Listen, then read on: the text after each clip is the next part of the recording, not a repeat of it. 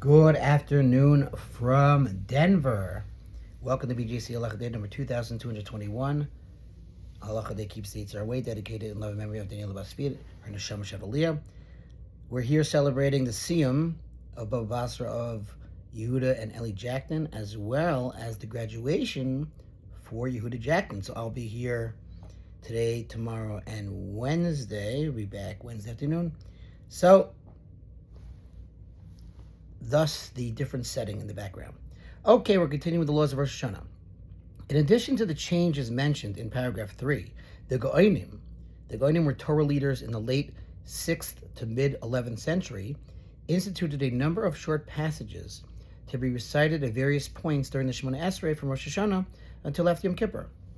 They are, in the first blessing, after the words L'man Shemo B'Yavah, for his name's sake with love, we add Zachrenu L'chaim, Melech Chavetz B'chaim, remember us for life. In the second blessing, after the words Matzmiach Yeshua, and make salvation sprout, we add Mi Chamoicha Avrachamim, who is like you, merciful Father, etc. Towards the end of the blessing of Modim, we add Uchsov L'chaim Tovim, and inscribe for a good life, etc. And before the conclusion of the last blessing, we add B'Sefer HaChaim, in the book of life. However, there is a difference between the changes mentioned earlier, the Hakel HaKadosh and HaMelech HaKadosh, and these additions, as the Kitzer explains in this paragraph.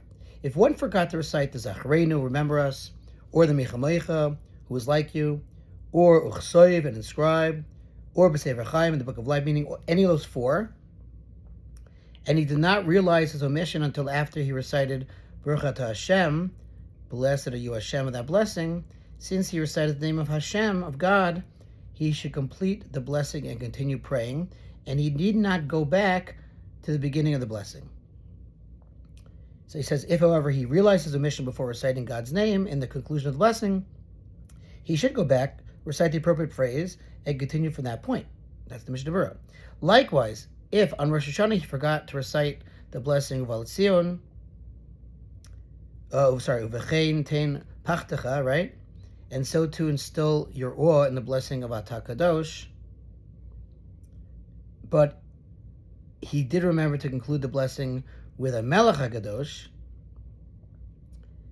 and even if he has recited only the words Baruch Atah Hashem, blessed are you Hashem, he should conclude with HaMelech HaKadosh and continue the Shemona Esrei reciting the next blessing. Ata v'chatana, you have chosen us, etc. So, in other words, these are not as strict as the other four. And the idea is that once you're already past it, so then, generally speaking, if you didn't say Baruch Atah Hashem, you can go back. But on Rosh Hashanah itself, if you said Baruch Atah Hashem, so then you certainly don't go back.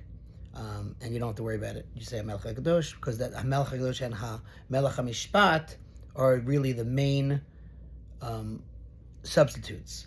And we already said that even HaMelech HaKadosh, HaMelech HaMishpat rather, if you messed up and you said Melech HaMishpat, still works because you still said the word king. Thanks for listening to Sponsor Feature Halacha 36, 100 for the gold.